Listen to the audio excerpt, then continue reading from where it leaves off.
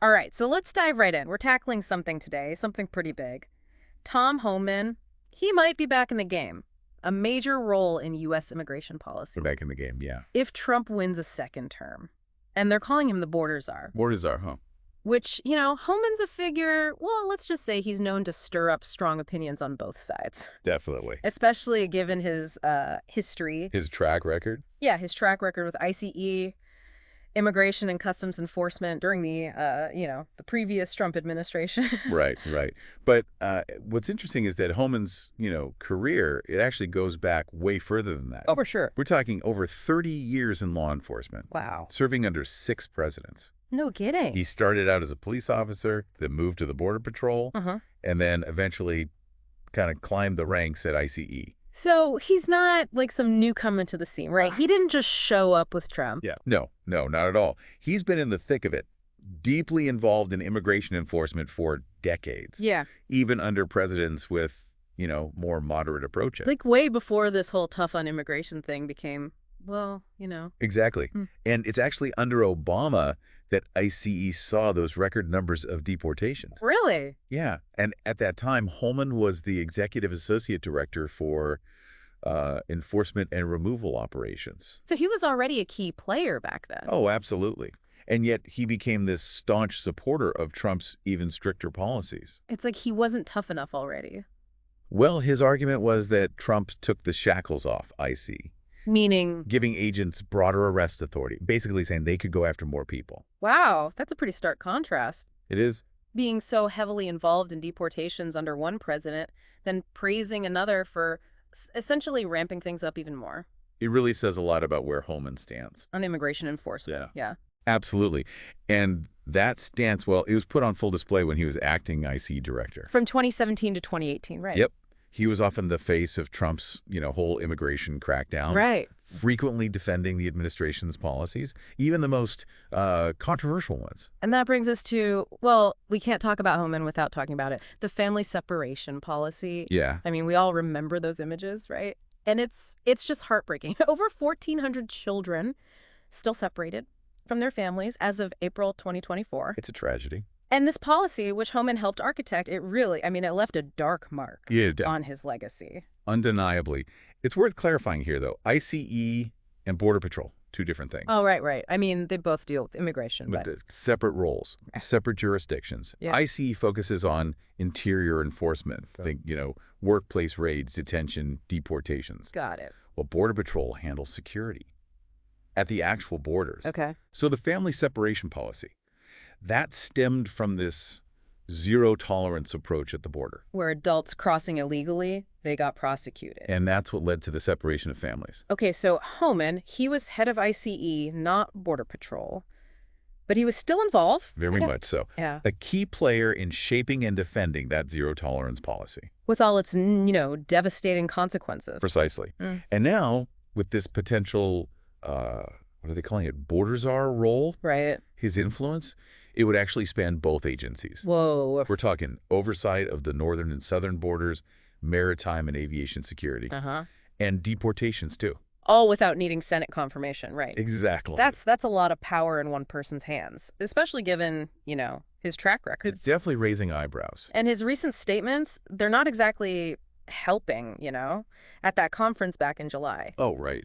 He straight up addressed undocumented immigrants, told them to, quote, wait till 2025 and start packing. Yeah, that got people talking. It's unsettling. It is. And it kind of contradicts those claims that his deportation plans would be humane. Right. He's trying to say it'd be all about, public safety threats. And that they'd be well-targeted and planned, conducted by ICE agents, of course. But then, in the same breath, he talks about bringing back workplace raids. Which the Biden administration moved away from. Yeah, exactly. So, I mean, it's hard to see how that fits with this whole humane and targeted thing. It suggests a much broader, more aggressive approach. Yeah. And then there's this statement about, well, this is a big one, potentially deporting families. Families? With U.S.-born children. Whoa, wait. Deporting U.S. citizens? Well, deporting the parents, which would mean the children would either have to be separated or leave with them. That raises all sorts of legal and ethical issues. It does.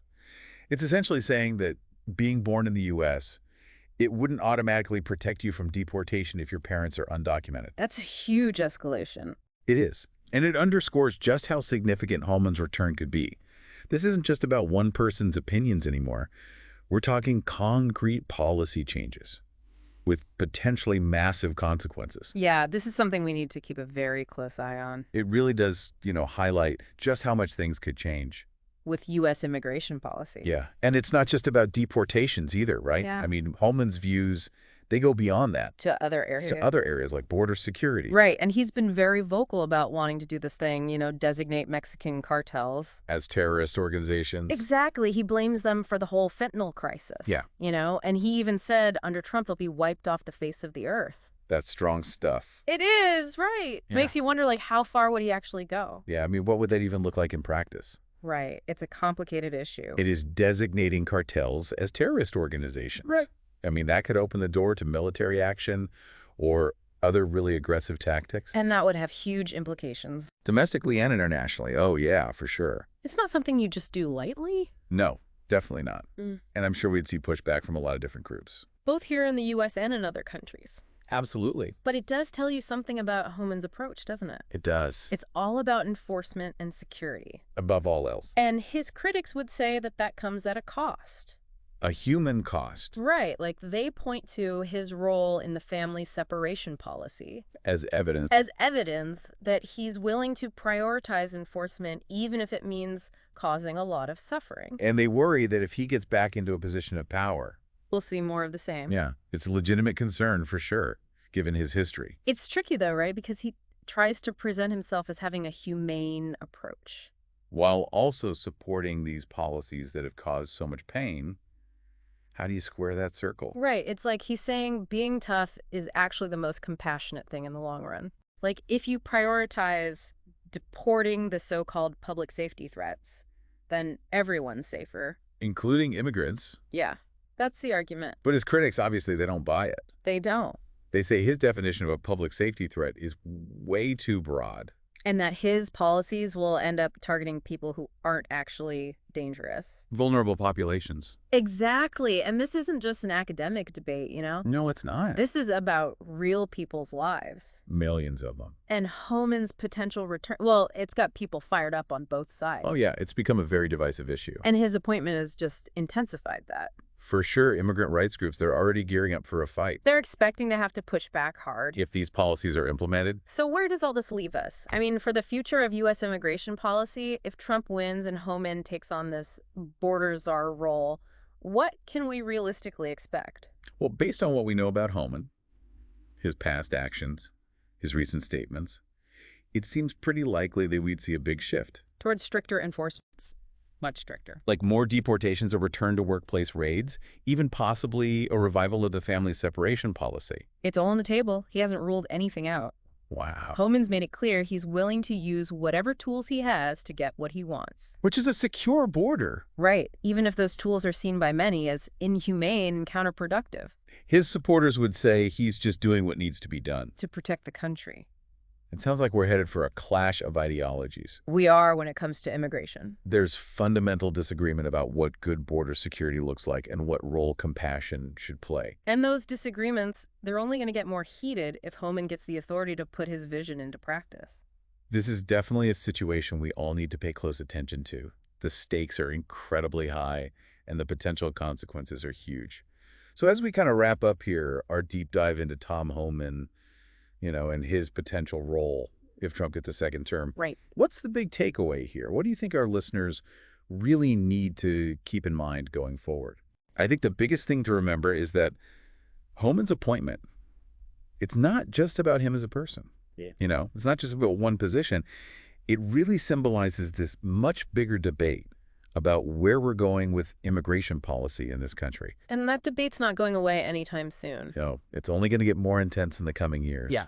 And it's a debate that really impacts all of us, How so? Well, it's about who we are as a nation, right? What values do we prioritize? It's easy to just avoid these conversations, because they can be tough. They can be, but we can't shy away from them. No, we can't. We need to go beyond just slogans and sound bites and really grapple with the complexities of this issue. Yeah. There are real people's lives at stake. Absolutely.